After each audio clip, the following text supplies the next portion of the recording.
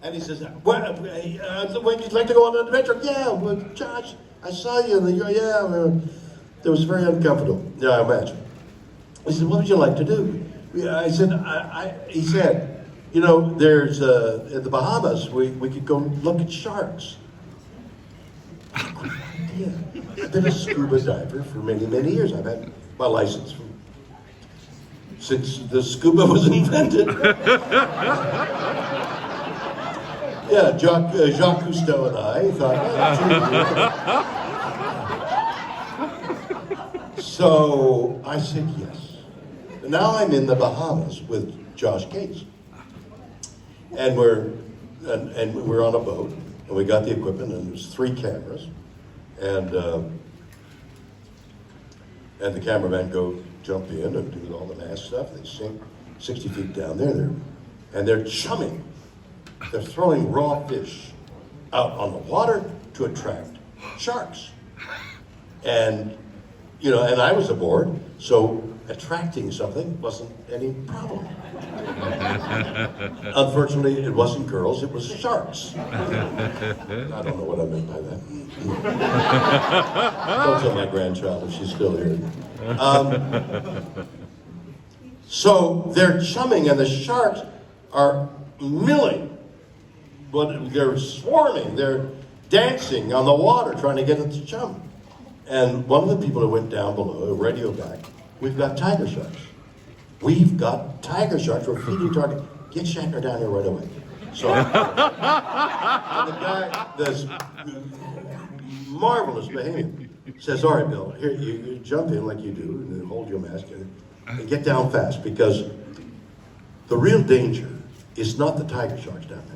The real danger are the 5, 6, 7 foot sharks that are milling around on the surface of the water. You got to get through them. That's bad, but I got to tell you what's worse. It's coming back. Because you got to walk up the ladder with your back to the sharks. Just what you said. I said, oh God. So I said, okay. And I jump in and I swim down again. And there's a rock. The rock right here. And over there, like where the second table is, are two cameramen and a Bahamian. And they're giving pieces of meat to 4 18-foot tiger sharks. Now, 18 feet is from here to Kathleen. That's an 18-foot shark. Maybe that's a 20-foot shark, but underwater it magnifies. And they've got 18-inch jaws. And those jaws, they're the second apex predator in the water. The first is a white shark. Now, they have discovered that if you turn a shark over on its back and you stroke it, it goes into what they call a tonic shock. Did you know that? Okay. Keep alert. There's things here you're going to learn. A tonic shock for a shark. They kind of go to sleep. And they're in a faint. And they discovered that orcas have learned to take the great whites, which are one step above the tiger sharks, turn them on their side, stroke them. The great white goes into a blissful tonic shock, and the orcas eat their liver. Oh. You ever had a love affair like that? Does that remind you of Amber? Yeah. That's like going into a tonic shark, and each one of them took their turns eating each other's liver. I think it was the liver. Greg De Laurentiis just said something I don't want to hear.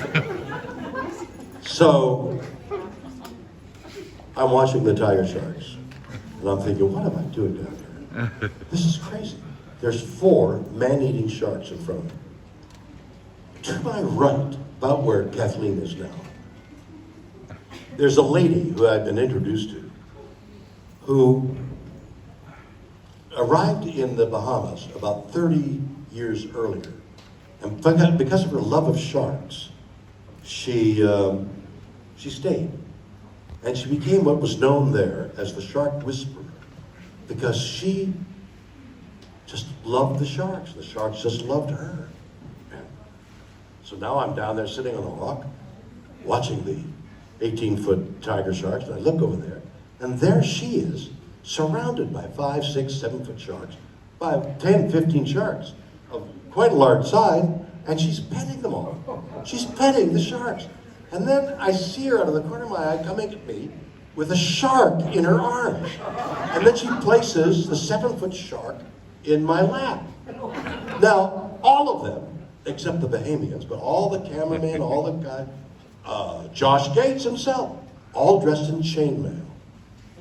You know the knights of yore wore chainmail. You know why? Because if a sword came down like that, it's chainmail. Nothing happens. If the tiger bites him, it bites on the chainmail. May leave a bruise or two, but it can't penetrate the chainmail. Everybody's wearing chainmail, except me. But because they had gloves of chainmail, I was able to stroke the shark and feel its texture of its skin. It's like harsh carpet, but their skin is alive. It's got whatever the impulse are. There's a name for it, but electrical impulses. They feel electrical impulse. They feel the movement of the water. They've got the greatest sense. So they can sense a spot of blood in so much water. They're incredible predatory animals. And I'm stroking one, and inadvertently, a finger goes into one of the gills. And this shark and swims off. And I thought it was in a toxic shock. It wasn't. She is loving on the sharks, and they're like dogs blissed out. And she brings another one, another blissed out on love shark. It blows your mind. There's 4 sharks over there trying to eat a cameraman, and my guy, who's behind me, every so often darts out and pushes the shark aside. And he's behind me. I said, why are you behind? Later on, I said, why are you behind? He says, because they're ambush predators, and they'll attack you from behind, like those buffalo do in Africa. They're that intelligent, they're that predatory. And I'm surrounded by them. Not only surrounded, I've got one in my lap. So I was frightened. And then when it was the time to go up, I go up and I think, oh my God, I got the other shark to deal with. And I scramble up and I get up and my back is to the sharks back there. And I swear to God, I heard a shark whisper, look at that asshole.